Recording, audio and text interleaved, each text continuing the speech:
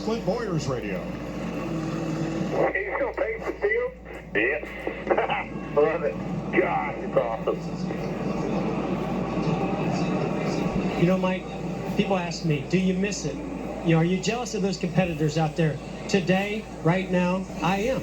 I would love to be in this Daytona 500 field out there competing today. This is just so special. Now, we know that at least 70 miles an hour is required to keep those cars up on the banking. Those presidential limousines, which are built on truck chassis, weigh about 22,000 pounds, will probably not be doing 70 through the 31-degree banking of turns 1 and 2. But we'll stay down on the apron. Now, you think when he finishes this lap, is he going to do a burnout? What kind of horsepower is underneath the hood of that car? Well, Jeff, our Fox Graphics department came up with a comparison between the NASCAR Cup cars and what Secret Service calls the Beast, the presidential limousine, built by Cadillac on a truck chassis with Cadillac sheet metal. It's 2 feet longer than the Cup car, and it's a little heavier at 22,000 pounds. Horsepower and top speed is sufficient, but unknown. It's been estimated that those side windows are 5 inches thick of bulletproof glass, and that the sheet metal is some 8 inches thick, as it's fully armored. And of course, seating capacity 7 for the limo and 1 for our Cup cars. Only thing I wish they'd have modified on that limo is put a spoiler on that rear deck lid, just for NASCAR. Well, it does have a couple of antennas for communication, after all. Not sure what those flags on the front fender are going to do for aerodynamics. Nor do we care. Donald Trump is the 4th sitting United States president to attend a race here.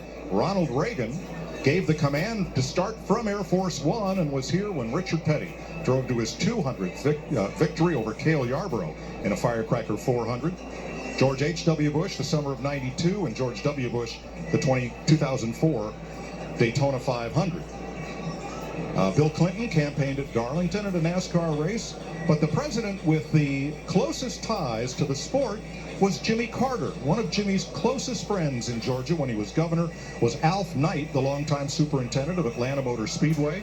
Jimmy would come down, be a visitor to the track often, and was honorary starter for a race there when he was governor. Someone on Twitter took a picture of the presidential limousine and emblazoned a NASCAR-style number 45 on the door, but that idea was rejected in favor of the presidential seal. Well, we know these race fans, they've been ready all week. They're super excited, waving flags of their favorite driver, but I got to imagine there's a lot of American flags waving out in the infield right now as we get ready to take the green flag there.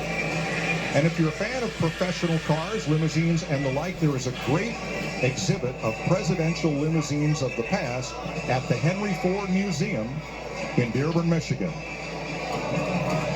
And a big roar from the crowd as they come past. The green and American flags are waving from the flag stand.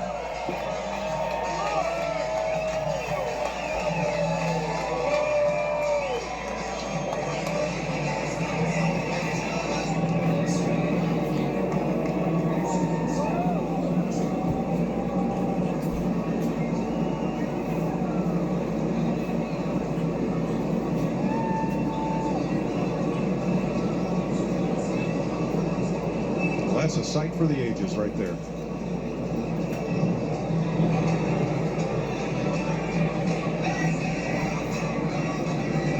A very special moment for our sport. After all, what sporting event would not want to have the President of the United States in attendance, much less to get the party started?